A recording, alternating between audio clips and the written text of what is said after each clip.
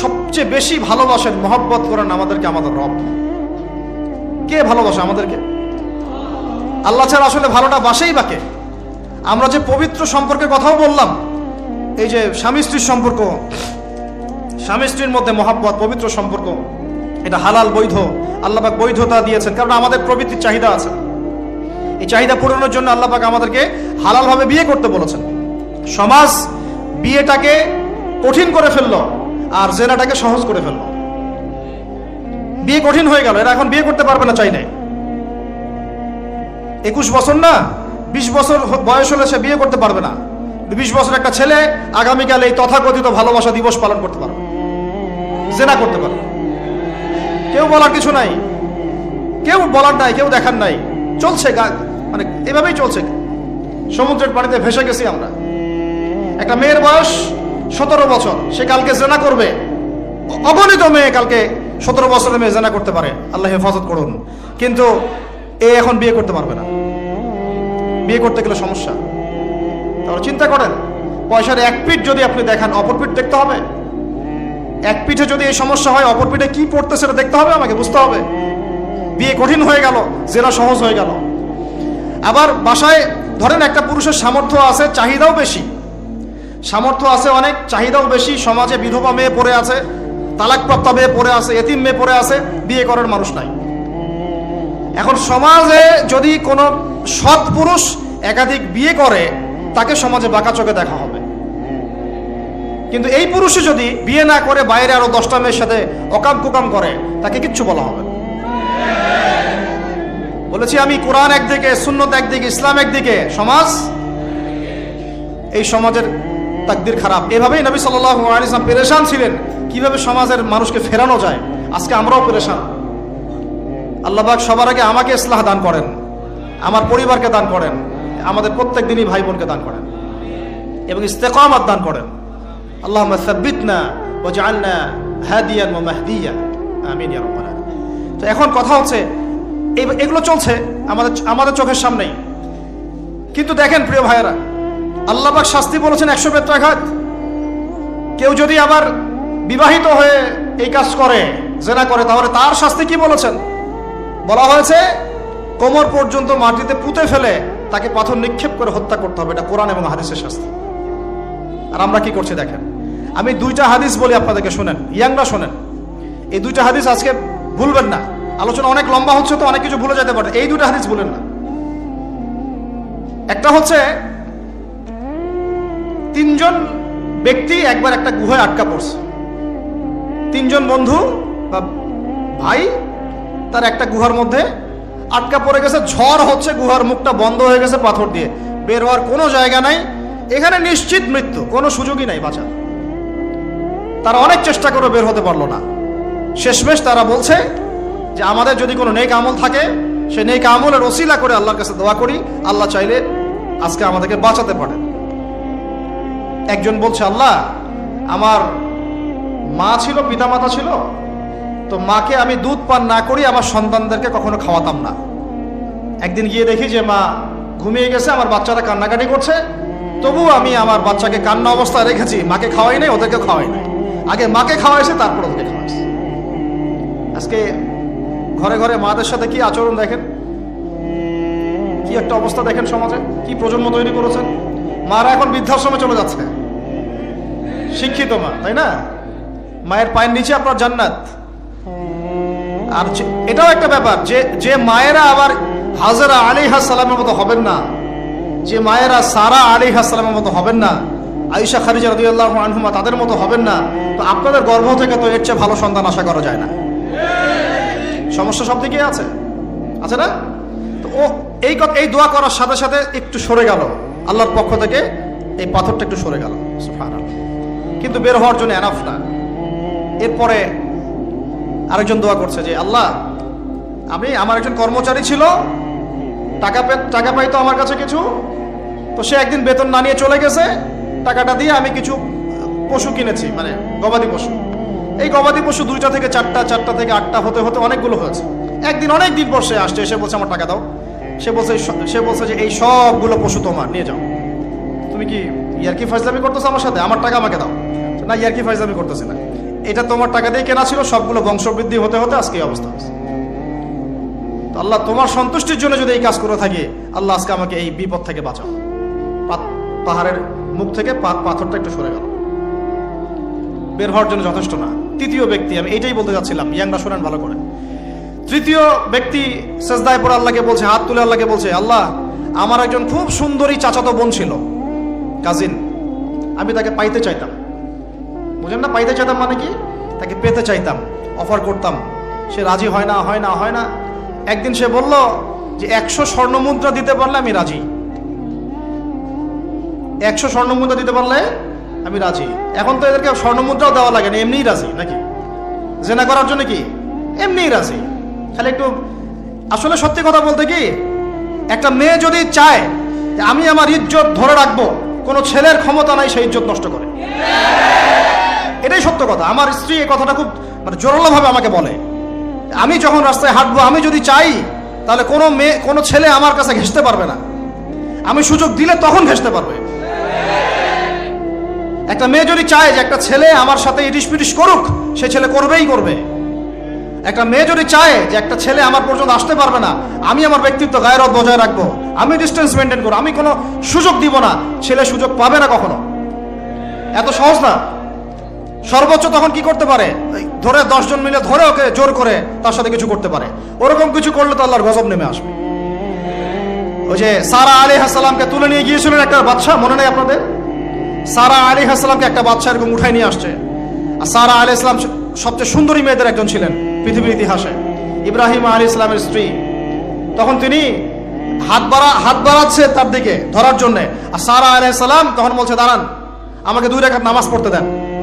2 রাকাত নামাজ পড়ে তিনি আল্লাহর কাছে হাত তুলে বলেন, আল্লাহ তুমি জানো আমি আমার সতীত্ব, আমার ইজ্জত, আমার সম্মান আমার স্বামী ছাড়া আর কারোর সামনে কখনো প্রদর্শন করি নাই। আজকে এই জালেমের হাত থেকে আল্লাহ তুমি আমাকে বাঁচাও। ওই দিকে ইব্রাহিম আলাইহিস সালাম নামাজে দাঁড়িয়ে গেছেন। ওই জালেম বাদশা যখনই হাত বাড়ায়, হাত অবশ হয়ে যায়, মাথা ঘুরে পড়ে যায়। 3বার 4বার চেষ্টা করেছে, তারপর পারে নাই। শেষে বলেছে, তোমরা আমার কাছে কাকে নিয়ে আসছো, নিয়ে যাও আমার সামনে থেকে। পরে উল্টা হাজারা আলাইহিস সালামকে হাদিয়া সহ দিয়ে পাঠিয়ে দিয়েছে।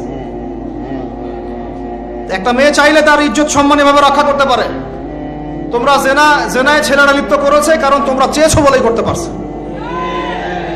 তুমি ফিতনা না ছড়াতা, তুমি বেহায়ের মতো বাইরে বের না হতা, তুমি তোমার চুল খোলা না রাখতা, তুমি তোমার পোশাক ঠিক রাখতা, তোমার কথা ঠিক রাখতা, তোমার কথার মধ্যে মানে শক্তি রাখতা, মিষ্টি মিষ্টি প্রলোভন দিতা না, বাইকের পিছনে বসতা না, চটপটি ফুচকা খাইতা না, এখানে ওখানে আড্ডা মারতা না, কোনো ছেলে তোমার কাছে আসতে পারতো না।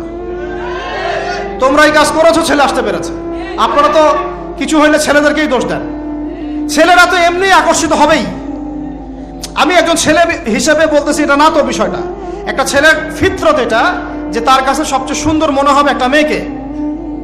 এটা একটা ছেলের ফিতরত, স্বভাব ধর্ম, এটা চুম্বকের মতো আকর্ষণ করবে।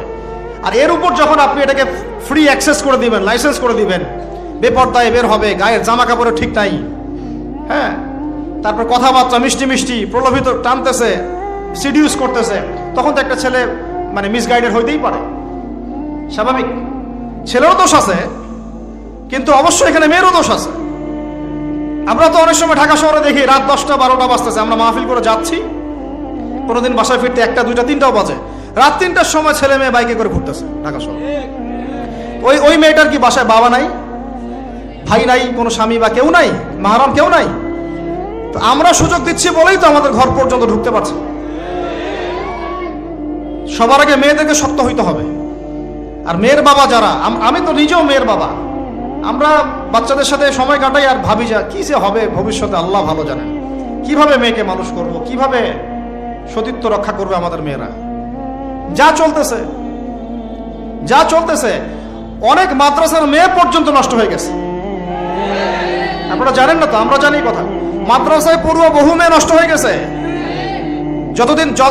যতদিন পর্যন্ত এদের হাতে মোবাইল ফোন ছিল না, ইজ্জত ঠিক ছিল।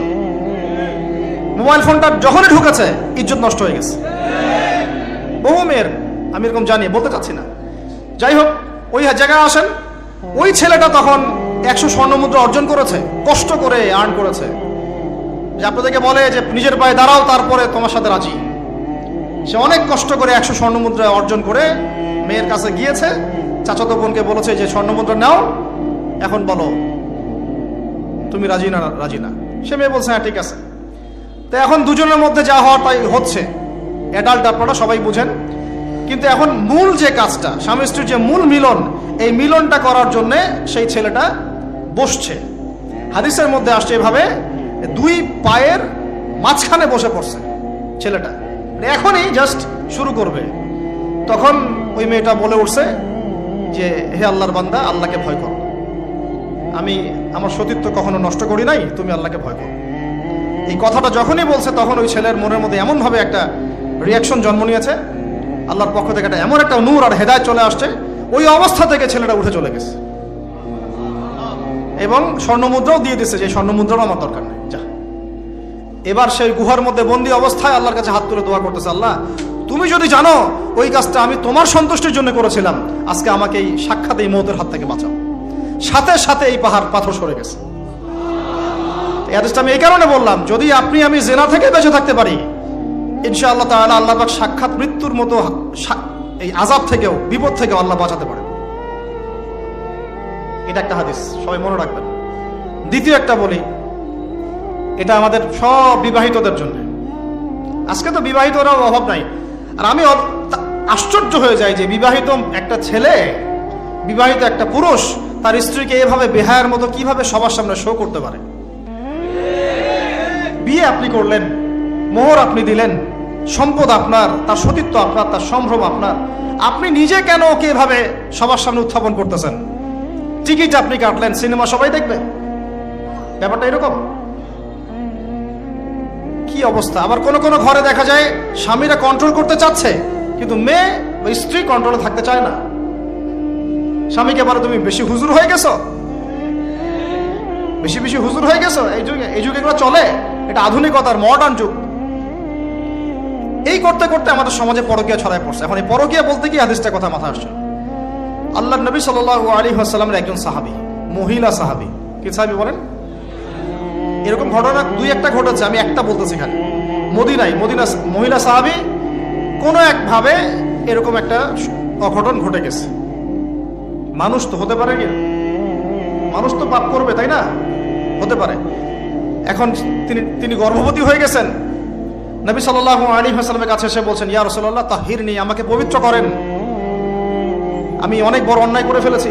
নবী সাল্লাল্লাহু আলাইহি ওয়াসাল্লাম মুখ ঘুরিয়ে নেন, মুখ ঘুরিয়ে নিয়ে বলেন যে বাসায় যাও, তওবা করো, আল্লাহ মাফ করে দিবে। নবীজি শুনতে চাচ্ছেন না, কারণ শুনলে কোর্টে মামলা আসলে তো বিচার করতে হবে। তিনি বলছেন যে বাসায় যাও, বাসায় যা মাফ, আল্লাহর কাছে ইস্তেগফার করো, আল্লাহ মাফ করে দিবেন। আবার এদিক দিয়ে ঘুরে আস, ইয়া রাসূলুল্লাহ আমাকে পবিত্র করেন, আমি অন্যায় করে ফেলেছি। এভাবে কয়েক দফার পরে নবীজি বলছেন, তুমি কি অন্যায় করেছো? এমন কোন কাজ কি তুমি করেছো? সুরমা দানিতে সুরমা নেয়ার সময় আমরা যেভাবে নেই, এরকম কোন কাজ কি তুমি করেছো?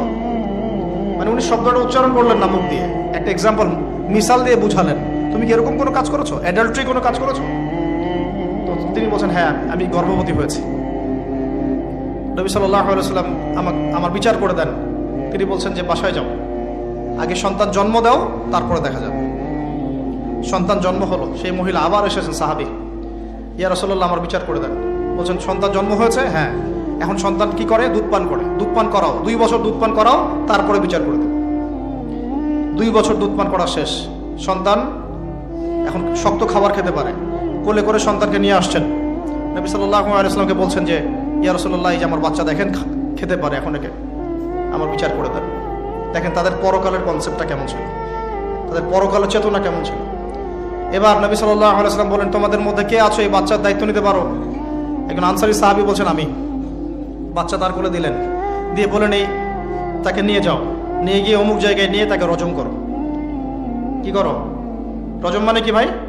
কোমর পর্যন্ত মাটিতে গেঁথে দিয়ে পাথর নিক্ষেপ করে, এই রজম করতে গিয়ে তার গা থেকে রক্ত ফিনকি বের হয়ে কোন একজন সাহাবীর, সম্ভবত খালিদ ইবনে ওয়ালিদ রাদিয়াল্লাহু আনহুর জুব্বার মধ্যে গিয়ে লেগেছে। তখন তিনি কিছুটা তাচ্ছিল্যের স্বরে একটা বাক্য প্রয়োগ করেছেন। এটা কেমন হলো? হ্যাঁ, মানে মানে কিছু বলেন নাই, জাস্ট একটা রিয়াকশন দিয়েছেন যে নবী সাল্লাল্লাহু আলাইহি ওয়াসাল্লাম এই কথাটাই বলতে চাচ্ছি আমি। তিনি বলেছেন, হে খালিদ, তুমি থামো, তুমি তাকে এভাবে ইয়ে করো না, আন্ডারস্টিমেট করো না। এই নারী এই অপরাধ করার পরে যে পরিমাণ ইস্তেগফার করেছে, আল্লাহর কাছে তওবা করেছে, তার একার তওবা যদি মদিনাবাসীর মধ্যে ভাগ করে দেওয়া হয় তাও কম হবে। এই ঘটনা একটা ঘটেছে, আরেকজন সাহাবীর সাথে ওই ঘটনা ঘটেছে, পুরুষ সাহাবী। নবীজি বলেছেন, তোমরা তাকে তাচ্ছিল্য করো না, কারণ আমি দেখছি সে এখন জান্নাতে সাঁতার কাটতেছে। আর আমরা এই যে পরকিয়া, দেখেন পরকিয়া করলে, পরকিয়ার মাধ্যমে কেউ যদি ব্যভিচার করে ফেলে, নাউযুবিল্লাহ আউযুবিল্লাহ, তাহলে এই পৃথিবীতে বাঁচার অধিকারটা সে হারায় ফেলে। পৃথিবীতে কি হয়? বাঁচার অধিকারটা সে হারায় ফেলে। ঠিক কেউ যদি সমকামিতা করে, এই পৃথিবীতে বাঁচার অধিকারটা সে হারায় ফেলে। নবীজি স্ট্রেট বলেছেন, ফাকতুলুল ফাইলা ওয়াল মাফউলা বিহি, যে করবে যার সাথে করা হবে দুটাকেই হত্যা করে ফেলো। কেউ যদি ধর্ষণ করে, বাঁচার অধিকারটা হারায় ফেলে। কিছু পাপ আছে যেগুলো হয়তো মাফও করে দিবেন, কিন্তু পৃথিবীতে বাঁচার অধিকারটা মানুষ হারায় ফেলে। এইটাকে আমরা এইভাবে প্রমোট করতেছি এখন। কে কে এগুলো নিয়ে মানে ফিকির করে? এখন মনে করে যে এটা তো আধুনিকতা। অনেকে ওয়াইফ, একটা শব্দ আছে ওয়াইফ সুইপিং, একজনের ওয়াইফকে আরেকজনকে দিবে, ওর ওয়াইফকে সে নিবে, রাত কাটাবে। নাউযুবিল্লাহ। এটা পশ্চিমা সভ্যতা থেকে আসতেছে, জানেন? চোখ কান খোলা রাখেন। আমরা নিজেরা অনেক বক ধার্মিক সাজার চেষ্টা করতেছি, কিন্তু সমাজটা নষ্ট হয়ে যাচ্ছে। এটাকে সংস্কার করার দায়িত্ব আমাদের। এর উপরে তো আবার বাণিজ্য আছে, মানে এটা তো বাণিজ্যিক একটা প্ল্যাটফর্ম হয়ে গেল। যত বেশি পারো বাণিজ্য করো। এটা উপলক্ষে অমুক ছাড়, এইটা উপলক্ষে তমুক, এইটা উপলক্ষে অমুক নাটক, এটা উপলক্ষে অমুক গান, এই উপলক্ষে অমুক সিরিয়াল, এই উপলক্ষে অমুক টেলিফিল্ম। এই যে বাণিজ্য, এগুলো কিন্তু কর্পোরেট জগতে যারা থাকে, এই কর্পোরেট সেকশনে মানুষের একটা বাণিজ্য। একটা দিবসকে উৎসব কেন্দ্র করে বিশাল একটা বাণিজ্য করে আপনার ঈমান আমল কোথায় যায়? যাক, ওর পকেটে টাকা আসলেই হইল। আল্লাহ রাব্বুল আলামিন আমাদের সবাইকে এই চলমান জাহেলিয়াতগুলোর বাস্তবতা বোঝার তৌফিক দান করেন। অনেক কথা ভাই, বলতে গেলে অনেক কথা, আর একদিনের কথা বলবো। আমরা দোয়া করি আল্লাহ পাক কক্সবাজার এলাকায় এমন একটা দিনের মার্কাজ আমাদেরকে করার তৌফিক দান করেন, যেখান থেকে ইনশাআল্লাহ দিনের আলো পুরা কক্সবাজার সহ পাহাড়ি পার্বত্য এলাকা ছড়িয়ে পড়বে ইনশাআল্লাহ। সমাজ সংস্কার না করতে পারলে আমরা বাঁচতে পারবো না। আপনাদের মতো যাদের সামর্থ্য আছে, কেউ জমি দিয়ে হলে সাহায্য করেন, কারো যদি সামর্থ্য থাকে অর্থ দিয়ে হেল্প করেন, কারো বুদ্ধি আছে বুদ্ধি দিয়ে, পরামর্শ দিয়ে সহযোগিতা করেন। দিনের স্বার্থে, আল্লাহর জন্য, তার রাসূলের দিনকে টিকিয়ে রাখার স্বার্থে, সমাজের জাহিলিয়াতগুলো দূর করার স্বার্থে দিনই মার্কাজগুলো প্রতিষ্ঠা করার কোনো বিকল্প নাই। অযথা একদিনের মাহফিল দিয়ে আমি আসলাম চলে গেলাম, 1 বছর আপনার সাথে আমার দেখা নাই, আপনি সমাজ সংস্কার করতে পারবেন না। এভাবে দিন কায়েম হয় না। ইকামতে দিন অনেক কঠিন বিষয়। প্রত্যেক দিন প্রত্যেক রাতের মেহনতের উপর দাঁড়ায় থাকবে ইনশাআল্লাহ। আল্লাহ পাক আমাদেরকে এই বেহায়া দিবসকে বর্জন করার তৌফিক দান। এই পশ্চিমাদের ফাঁদ থেকে আল্লাহ আমাদেরকে বাঁচায় রাখে। আল্লাহ রাব্বুল আলামিন আমাদের সবাইকে যেন এই জেনা, ব্যভিচার, পরকিয়া, তারপরে সুদ, মাদক, সমকামিতা, ট্রান্সজেন্ডার, এই সমস্ত ফিতনা থেকে আল্লাহ আমাদেরকে হেফাজত করেন। আমাদের যুবক যুবতীদেরকে আল্লাহ পাক খাস করে এই চলমানে জাহিলিয়াতগুলো থেকে হেফাজত করেন। আমি প্রত্যেক পরিবারের কর্তা সতর্ক হয়ে যান। প্রত্যেক পরিবারের যে ভাই আছেন, যে বাবা আছেন, সতর্ক হয়ে যান। আপনার পরিবারটাকে আপনি শক্ত হাতে দমন করেন, কঠোরভাবে। দেখবেন ইনশাআল্লাহ অ্যাটলিস্ট আপনার ঘরটা পবিত্র রাখেন। সবাই যার যার পরিবারের দায়িত্ব নেই, ইনশাআল্লাহ দেখবেন সমাজ ঠিক হয়ে গেছে ইনশাআল্লাহ। আমার স্ত্রীকে আমি এসব করতে দিব না, ওর ক্ষমতা আছে করবে, করলে ওকে আমি তালাক দিয়ে রেখে দেব, শেষ, সোজা কথা। ও আমরা এভাবেই কথা বলি বাসায়, এক কথায় চলবা, এক কথা উঠবে, এক কথায় বসবা, দ্বিতীয় কথা যেন বলতে না হয়। একদিন একটা ইস্যু নিয়ে মানে ঝগড়া তুল কালাম হয়ে গেল। আমি রাগ কন্ট্রোল করতে পারলাম না। বলছিলাম যে হাত মোজা ভালো করে পড়তে। হাত মোজা, হাত কথা বলার সময় দেখেন, যদি আমি হাতে ভাবে উঁচু করি দেখা যায় এতটুকু। আমি বাসায় গিয়ে বলছিলাম যে হাত মোজা খুব ভালো করে এই পর্যন্ত পড়তে। এইটুক নিয়ে মনে হয় আমি 10 মিনিট ঝাড়িয়ে দিয়েছি, মানে বকা দিয়েছি আর কি। একদম মাথা নিচু করে শুনছে, একটা কথা বলে নাই। আমি আমার পরিবারকে ঠিক করলে কেন আমার মানে স্ত্রী বাইরে যাবে, কিভাবে যাবে? আমি বলতেছি না যে সে বাইরে যাইতে পারবে না, প্রয়োজনে তার প্রয়োজন পূরণ করতে পারবে না, এমন তো না বিষয়টা। বেপর্দা এভাবে যাবে কেন? বেপর্দায় ফিতনার মধ্যে কেন যাবে? আমার মেয়ে, আমি জন্ম দিলাম, আমি বড় করতেছি, আমি খাওয়াই, মানে আমি খাওয়াই বলতে মানে কি, আমরা উপার্জন করি, আমরাই খেতে খাওয়াই নাকি? আমরা ওসিলা না রিজিকের, আমরা কামাই রোজগার করে নিয়ে আসি। আমি খাওয়াই বলতে বোঝাচ্ছি আমরা কামাই রোজগার করে নিয়ে আসি, আমাদের ভালোবাসা দিই, মহব্বত করি, তিলে তিলে আদর মহব্বত দিয়ে বড় করি। আমার মেয়ে কেমন করে বাইরে যায়? কেমন করে বাইরে যাবে? কোন সাহসে যাবে? আমি বাবা হয়ে বেঁচে থাকতেও কিভাবে যাইতে পারো? গেলে ওকে একদম খাওয়ার বন্ধ করে দিবেন একদম। আমার ছেলে বালেগ হয়েছে, নামাজে যাবে না কেন? যাবে না কেন? যদি না যায় আমি ওর খাওয়া বন্ধ করে দিব। শাসন করতে হবে সবসময়, কিন্তু মিষ্টি কথা চিরা ভিজে না। আল্লাহ পাক কোরআনের মধ্যে হেদায়েত দিতে উৎসাহিত করেছেন, এখানেই আবার আইনগুলো নাজিল করেছেন। মানে সবসময় মানুষকে দাওয়াত দিয়ে বুঝিয়ে সুঝিয়ে কাজ হয় না, মাঝে মাঝে পিটানো লাগে, লাগে না? শাসন লাগে না? লাগে। তো আমরা যদি আমাদের পরিবারের মেয়েদেরকে নিয়ন্ত্রণ করতে পারি, ছেলেদেরকে নিয়ন্ত্রণ করতে পারি, দেখবেন আস্তে আস্তে ইনশাআল্লাহ এটা কমে গেছে। আর যদি এভাবেই গা ছাড়া দিয়ে দেন, আমি বলেছি বেশি দিন লাগবে না, আর 10টা বছর পরে নাউজুবিল্লাহ আমরা আশ্রয় চাই আল্লাহর কাছে, এমনটা যেন না হয়। দেখবেন যে এটা এমন হারে বেড়ে গেছে যে ঘরে ঘরে সমকামিতা ঢুকে যাইতে পারে। নাউজুবিল্লাহ, এই তাদাত, এই সংখ্যা দিন দিন বাড়তেছে। আপনাদের শহরে, আপনাদের এই অনেক অনেক, এই যে এখানে আমি অনেক মাহফিল করেছি, অনেকেই আমাকে চিরকুট দিয়েছিলেন যে ভাই এখানে সমকামিতা বেড়ে যাচ্ছে, এই বিষয়ে কিছু বললেন। চিন্তা করেন, ভিতরে ভিতরে এগুলো চলতেছে, হোটেলে হোটেলে চলতেছে। আপনারা ভালো মানুষে যে বসে থাকলে হবে না, এত ভালো মানুষও তো আল্লাহ পাক বলেন নাই। আল্লাহ পাক বলেছেন সৎ কাজে আদেশ করো, অসৎ কাজে কি করো? নিষেধ করো। এবং আপনি আপনার জায়গায় আল্লাহ বিরোধী কোনো কিছুকে প্রশ্রয় দিবেন না। ব্যাস, সরকার কোথায় যায় যাক, প্রশাসন কি করে করুক, ওটা আমার দেখার দরকার নেই। আমি আমার জায়গা থেকে আল্লাহ এবং রাসূলের বিরোধী কোনো কাজ করব। সিম্পল। এই যে ইতিহাসটা ওরা জানতো না, এই সেন্ট ভ্যালেন্টাইন্স ইতিহাসটা বলো, ওরা জানে এই যে কত সালে এটা বাংলাদেশে আসছে, ওরা আসলে জানে কে নিয়ে আসলো? দেখেন, ওটা তো বললামই, ওটা আনার পরে জেনা, ব্যভিচার, ফ্রি মিক্সিং, বাণিজ্য সব বেড়ে গেল। এটাকে কেন্দ্র করে কর্পোরেটরা এখন বাণিজ্য করতেছে। শুধুমাত্র এই দিবসে, শুনেন, আর এগুলো বলতে চাইনি, আমি বলতে বাধ্য হচ্ছি, শুধুমাত্র এই দিবসে কোটি কোটি টাকার কন্ডম বিক্রি হয়, জানেন? এটা শুধু শুধু কয়েকটা কান্ট্রির পরিসংখ্যান। সারা বিশ্বের পরিসংখ্যান দিলে তো আপনার চোখ কপালে উঠে যাবে। কি হচ্ছে আর কি হচ্ছে না। যেখানে আল্লাহ রাব্বুল আলামিন বলছেন চোখ নিচু করো, কাছেও যেও না, ওটা তো কোরআনে পড়ে থাকলোই, ওটাকে লঙ্ঘন করে জেনা হচ্ছে, ব্যভিচার হচ্ছে, অবৈধ সম্পর্ক হচ্ছে, প্রচুর ধর্ষণ হবে কালকে। আর ধর্ষণ হলে আমি বলবো শুধু ছেলেরা দায়ী না, মেয়েরাও দায়ী আছে। তোমাকে মাহরাম ছাড়া কে বের হইতে বলছে? মাহরাম ছাড়া একটা মেয়ের হজ ফরজ না। মনে করেন আপনার ঘরে একজন মহিলা আছেন যার মাহরাম নাই, তার উপর হজই ফরজ হয় নাই, তো মাহরাম ছাড়া যার হজই ফরজ হয় না, তাকে মাহরাম ছাড়া এভাবে হোটেলে একটা ছেলের সাথে বাইকে যেতে কে বলছে? বলেন, মাহরাম ছাড়া একটা মেয়ের সফর জায়েজ নাই, হজও জায়েজ নাই, হজ করার দরকারই নাই, সে ঘরে থাকবে, ওইটাই তার জন্য বেশি গুরুত্বপূর্ণ, ওটাই হুকুম আল্লাহ পাকের। আর সে মাহরাম ছাড়া এইভাবে এখানে ওখানে ঘুরে বেড়াবে, ছেলের সাথে আড্ডাবাজি করবে, টাঙ্কি মারবে, চটপটি ফুচকা খাবে, এরপর 4-5টা ছেলে মিলে ওকে ধর্ষণ করে দিলে সব ছেলে দোষ ওই ছেলের উপর আসবে? আমার তো মন চায় যে প্রথমে আগে এই মেয়েগুলোকে শায়েস্তা করি। হ্যাঁ, ছেলেগুলোকে তো করবোই, আগে মেয়েগুলোকে করি। শুধুমাত্র ওয়াজ নসিহত করে কাজ হবে না, সবাইকে কঠোর হতে হবে। আপনি আমাকে বলেন তো দেখি, আপনার মেয়ে কোন একটা ছেলের সাথে অবৈধ সম্পর্ক করেছে, আপনি কি এটা মেনে নেবেন? আপনারা যে কেউ হন, এখানে অনেক প্রশাসনের ভাই আছেন আমি জানি, ঊর্ধ্বতন কর্মকর্তাও আছে এখানে আমি জানি, এখানে আমার লেকচার রেকর্ড হচ্ছে এটা আমি জানি। আপনি আমাকে বলেন বা আপনার সিনিয়রদেরকে বলান এই কথাগুলো মেসেজ পৌঁছান, তাদের ঘরে যদি তাদের মেয়ে কোনো ছেলের সাথে অবৈধ সম্পর্ক করে তারা কি মেনে নিবে?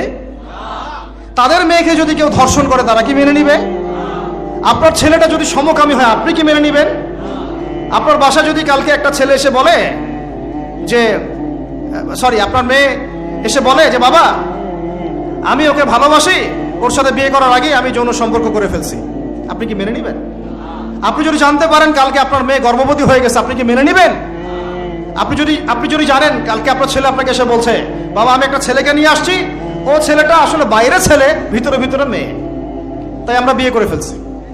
আপনি কি মেনে নেবেন? তো এটা নবী সাল্লাল্লাহু আলাইহি ওয়াসাল্লামের ফিলোসফি ছিল।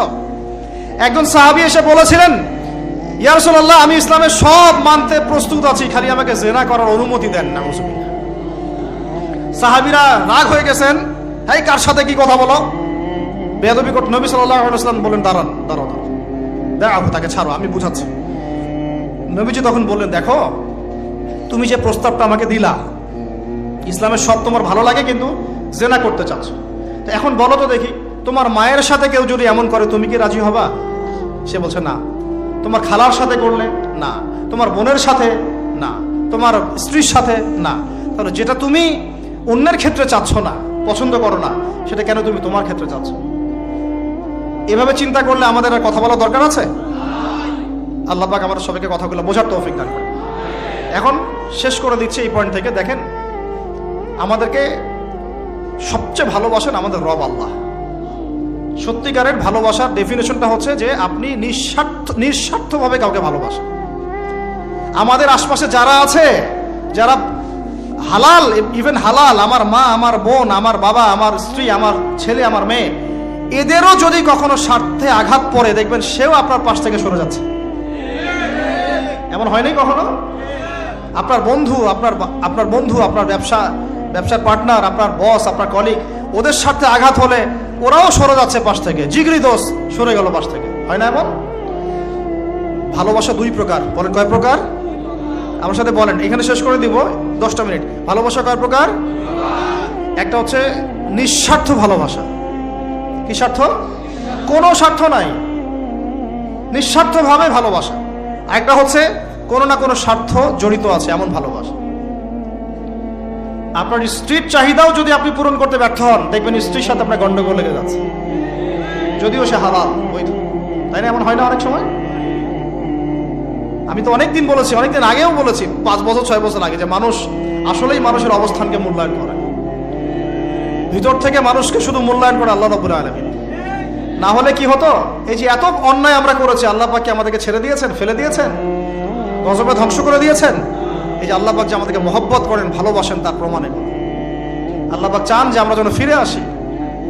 আল্লাহ পাক বলছেন, সারা দুনিয়ার সমান গুনাহও যদি সে করে ফেলে, আসমানের সমানও গুনাহ করে ফেলে, খালি তওবা করে ফিরে আল্লাহকে বলবে, আস্তাগফিরুল্লাহাল্লাযী লা ইলাহা ইল্লা হুয়াল হাইয়ুল কাইয়্যুম ওয়া আতুবু ইলাইহি।